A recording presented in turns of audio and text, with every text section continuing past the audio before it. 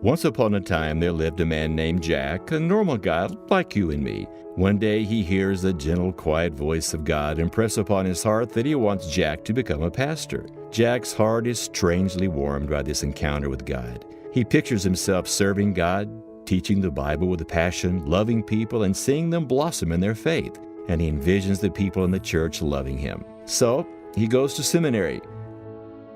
He reads lots of books and ministry blogs. He follows on Twitter pastors of growing churches, and he attends church growth conferences. He's preparing himself to be a successful pastor. He gets his first church, and the first few months the people love him and his teaching and his leadership. He feels very affirmed. Soon, though, he realizes that he can't please some people, so he doubles his efforts to make them happy. Yet his efforts fall short. Anger and anxiety and disappointment begin to grow, and something begins to happen to his heart. It begins to shrink. After a few years, the grass on the other side of the fence seems greener, so he goes to a bigger church. The first few months are great. The people seem to love him, but it doesn't take long to realize that some people can't be pleased here either. He redoubles his efforts to please them. In the process, though, without realizing it, some people-pleasing patterns become second nature. And the more he tries to please them, the more anxious and angry and discouraged he gets, and the more his heart seems to shrink. Then one day he reads about a study where 2,000 pastors revealed a growing problem that affects 70% of church leaders today.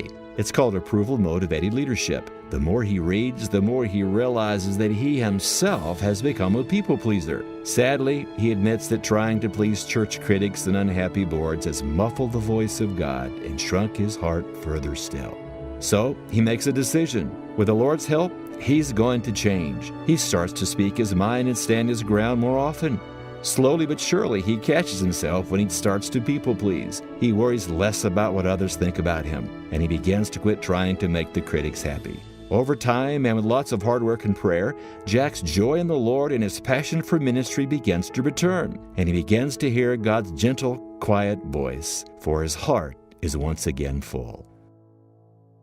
This once-upon-a-time story about Jack is not make-believe at all. It's real because it's the story of Charles Stone, me, and how for the last 33 years I've been a pastor, I've been overcoming my people-pleasing tendencies, and I'm still recovering. Yet, when I first realized my pleaser tendencies, I didn't know what to do, and that's why I wrote the book, People-Pleasing Pastors, Avoiding the Pitfalls of Approval-Motivated Leadership. It weaves together my story and the stories of many other pastors like Jack who struggled to overcome and avoid people-pleasing. Based on the Bible and new research about how we can use insight about how our brain works to counter people-pleasing, it offers practical steps pastors and church leaders can take to help avoid and overcome approval-motivated leadership. I pray that it will encourage you and help you enlarge your heart for Him and His church.